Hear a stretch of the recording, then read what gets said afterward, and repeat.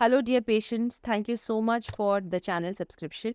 याद रखिए कि चैनल के सब्सक्रिप्शन के बटन के साथ साथ लाइक और बेल आइकन का बटन ज़रूर दबाएं ताकि आपसे कोई भी नया वीडियो मिस नहीं हो और आपको सारे नॉलेज बेस्ड वीडियोस मिलते रहें। हेलो पेशेंट्स, आज हम लोग बात करते हैं प्री टर्म लेबर के बारे में। यानी कि जब वक्त से पहले दर्द शुरू हो जाता है, प्री टर्म लेबर शुरू हो जाता है, लेबर पेन्स आपको पूरे 9 महीने से पहले के टाइम पे शुरू हो जाते हैं। व्हाट शुड यू डू, आपको एग्जैक्टली ऐसे टाइम पर क्या करना चाहिए और रिकग्नाइज कैसे करें कि ये जस्ट पेट का दर्द है या बच्चा होने वाला दर्द है। होता क्या है कि 6-7 मंथ पे अगर इस तरह का दर्द किसी को किसी कारणवश शुरू हो जाता है तो सबसे पहले वो अपने आसपास के लोगों से इस बारे में बात करता है और लोग यही परामर्श देते हैं कि इतनी जल्दी तो पेन होता नहीं है एंड अब दवाई खा लो दर्द की, यू विल बी फाइन। अगर दर्द की दवाई खाने के बाद भी दर्द बना रहे या दर्द बढ़ना शुरू हो जाए या इस दर्द के साथ साथ आपको ब्लीडिंग शुरू हो जाती है, खून जाना नीचे से शुरू हो जाता है या लीकिंग यानी पानी नीचे से छूट जाता है, ये तो एक ऐसी चीज़ें हैं जिसमें हर इंसान सबसे पहले अपने गायनेकोलॉजिस्ट को की तरफ पहुंचेगा। लेकिन उस अंतराल को हमें छोटा करना है, बढ़ाना नहीं। ऐसी चीज को मैं आज आपसे बात करना चाहती हूँ। कुछ चीज़ों आपको पहले से ही मालूम है जो मैंने आपको बताई, लेकिन ये चीज़ कि दर्द की दवाई खाने के कितने बाद तक हम रुकें, दर्द की दवाई खाएं या नहीं खाएं पहले ही बात कर लें अपने डॉक्टर से। तो ये इन जानकारियों के लिए बहुत ज़रूरी है कि आप ये लेक्चर, ये वीडियो ध्यान से देखें।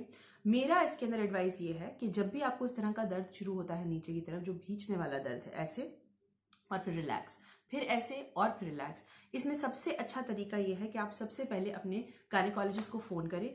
ये सब लोग याद रखिए कि आप लोगों का हक है कि आप लोग उस जगह जहां दिखा रहे हैं वहां का एक नंबर अपने पास रखें और एक ऐसे इंसान का नंबर जिसको आप इमरजेंसी के अंदर फ़ोन कर सकते हैं।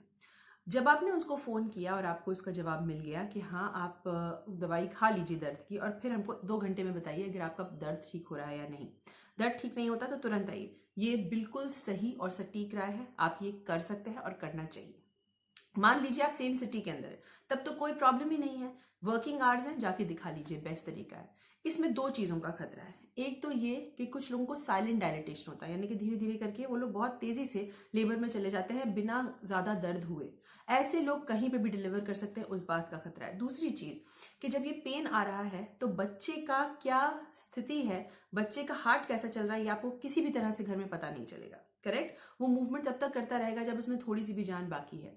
तो हम लोगों को वहां तक नहीं पहुंचना है, हमको उससे पहले ही स्टेप ले लेना है और इससे पहले ही हम लोगों को ये कि बच्चा स्वस्थ है या नहीं वो बहुत ज़रूरी है पता करना, और वो आपको क्लिनिक या हॉस्पिटल में ही पता होगा। तो मेरा आपसे राय यही है कि इस तरह का पेन, जब भी आपको दर्द इस तरह का शुरू हो, मैं लीकिंग की बात नहीं कर रही हूँ, पानी जब छूटता है तो हर इंसान हॉस्पिटल की तरफ दौड़ता है, लेकिन दर्द जब आता है नीचे का तो लोग बहुत बार कंफ्यूज कर जाते हैं। बहुत सारे ऐसे पेशेंट्स हैं इवन सेकेंड थर्ड डिलीवरी में कि मैम हमको तो कल रात में बाहर खाना खा लिया था, हमको लगा कि शायद उसका दर्द हो रहा होगा इसलिए हम नहीं हैं।